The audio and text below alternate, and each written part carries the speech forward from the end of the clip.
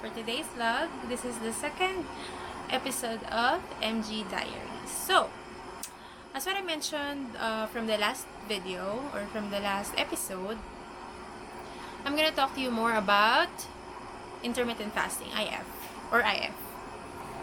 IF is, or intermittent fasting is, it's a new way of losing weight. It's very trending right now, and yun, intermittent fasting is not really a diet program, or it's not a diet technically. So intermittent fasting is a way of eating, like keto. It's a way of eating. So in much more simpler terms, it's more like making conscious decisions to skip certain meals, definitely on purpose. So sa intermittent fasting, meron kang susundin na oras kung saan ka pwede kumain, kung saan ka hindi pwede kumain, or alam mo yun, kung kailan ka pwede mag-intake ng food.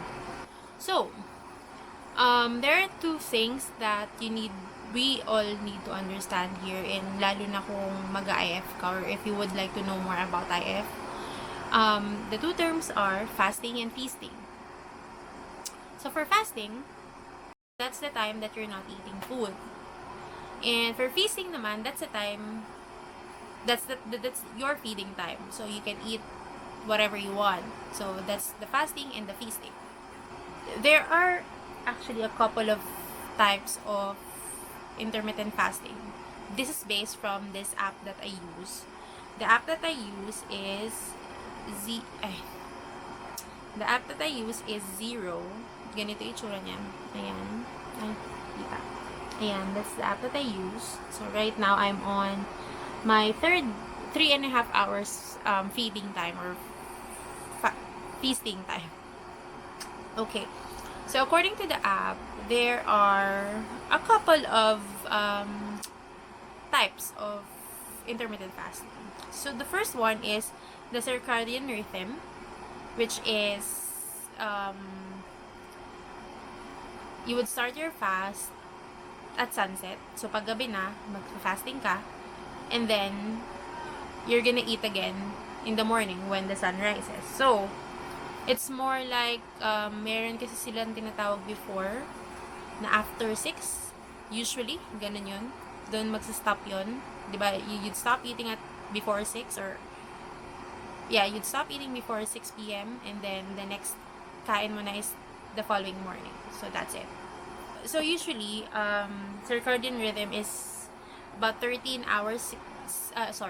13 hours na fasting. So the second type is the 16/8, which is 16 hours fasting time and then 8 hours feasting time. So that's usually the standard IF. So pag 16/8 na fasting, it's like they're gonna start, it's still gonna depend on you, but for me, what I'd usually do is I'd stop eating at 8 p.m., like 8 in the evening, and then the next day, ang kain ko na is 12 noon. So that's 16 hours fasting, and then 6 hours eating, or 8 hours eating rather, sorry. It's 16 hours fasting and then 8 hours eating. And another version, or another type of IF, is the 18/6 fasting. So it's 18 hours fasting and then 6 hours eating. So nag-a-adjust lang siya talaga, depende kung gaano katagal mong gustong mag-IF. So another one is 20 hours, 20/4 hours. So meaning 20 hours kang mag-fast and then 4 hours kang kakain. So meron pa dalawang types ng fasting, or additional types ng IF, which is the 24 hours, which is the OMAD, or 1 meal a day. So let's say nag-stop kang kumain today ng 6 p.m. Ang next meal mo na is after 6 p.m. tomorrow. So it's gonna be 24 hours na walang kain. There. And then the last one, the last type of fasting or IF is 36 hours fast, or the monk fast. That's what they call the monk fast. So those two, the 24 hours and the 36 hours is usually done once a week. Usually. So it's gonna depend on, hindi naman kailangan once a week na AIF ka ng 24 hours or 36 hours.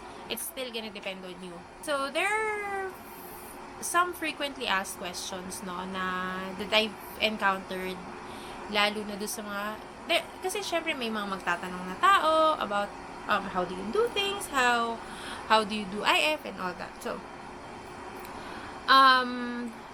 syempre hindi naman mawawala ng magugutom tayo during the fasting time. So what are you gonna do if you are feeling hungry during the fasting time? So you really can't eat anything, like hindi pwedeng kahit crackers or kahit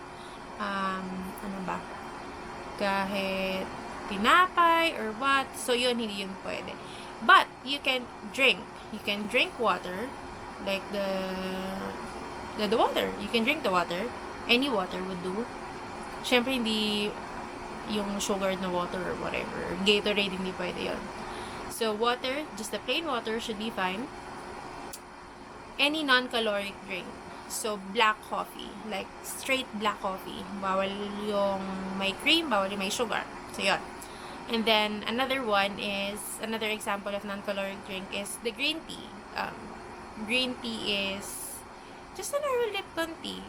Green tea and then no sugar pa rin. So yun, those are the things that you can drink while you're on fasting nang hindi magbe-break yung fast mo.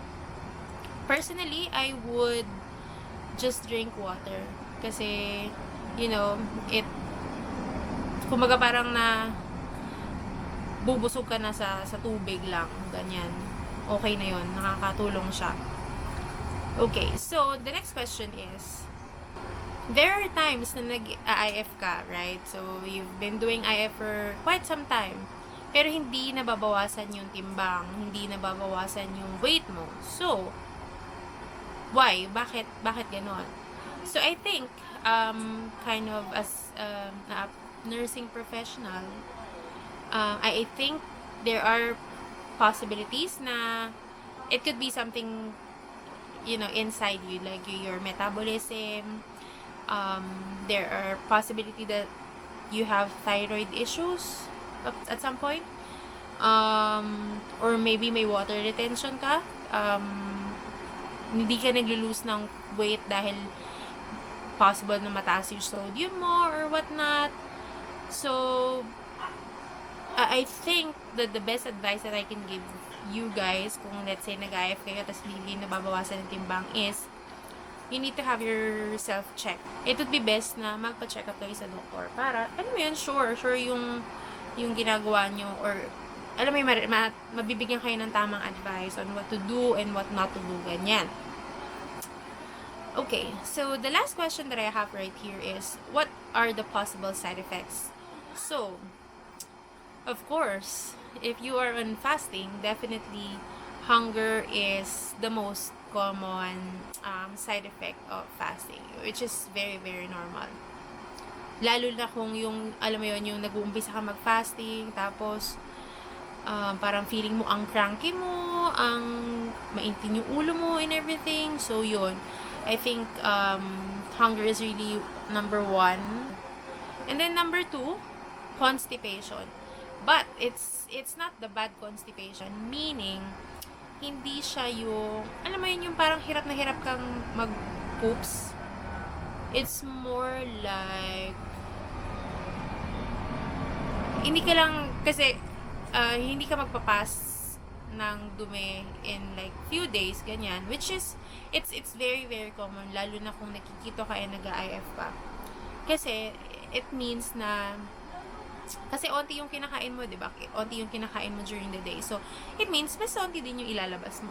So if you're feeling constipated during the IF, you don't need You really don't need to drink medicine, not unless you're feeling, you're feeling, you're feeling pain when you pass it out. So, yon. One more thing, one more possible side effect of intermittent fasting is headaches. Headaches, dizziness, and muscle cramps. Yan. Sometimes I experience that. So, what I would usually do pag nakaka-experience ako ng ganyan is, I just drink water. Just drink water. Drink water. Yun lang. So, what is my experience in IF? So, ako, as what I mentioned earlier, I would, normally, I do 16/8. It's everyday dapat, walang palya. 16/8. So, 16 hours fasting and then 8 hours feasting. Yun. At first, really, hindi ko naisip na kaya ko palang gawin yung, yung 16 hours na walang kain and all. But, kasi way back when I was not doing keto or hindi pa ako nagkikito na diet. Usually kasi even before nung bata ako, talagang mahilig ako kumain ng breakfast. So like pagpasok ko sa office, bibili ako ng heavy breakfast and then magla-lunch ako and then the normal stuff. Pero yun, eventually when I started my may keto diet, it was okay. Hindi siya yung parang very very drastic. Kasi when I started with my keto, the low carb keto diet, yun yung inuna ko. Like I need to get myself, to be adapted sa low carb. Binawasan ko yung rice, tinanggal ko yung rice, yung sweets and all that. So eventually naging adapted ako dun sa keto and sa low carb. So yun, I started my IF roughly about second month of keto. And yun, I think some may say na na you can start IF muna and then keto or low carb, or you can go the other way around. So I think mas nag-work lang talaga sa akin is yung keto and LC or low carb muna bago ako mag-IF. So yun, that's it for this vlog. So for next episode, let's deep dive into what you can and you cannot eat when you're doing keto or low carb. So yeah, thank you so much guys for watching. Abangan nyo ang aking next episode for that specific topic. Don't forget to hit subscribe button and comment down below if you would like me to discuss any other more topics in line with keto and low carb diet. Okay? Thank you so much. Thanks for watching. I'll see you again in the next vlog. Bye!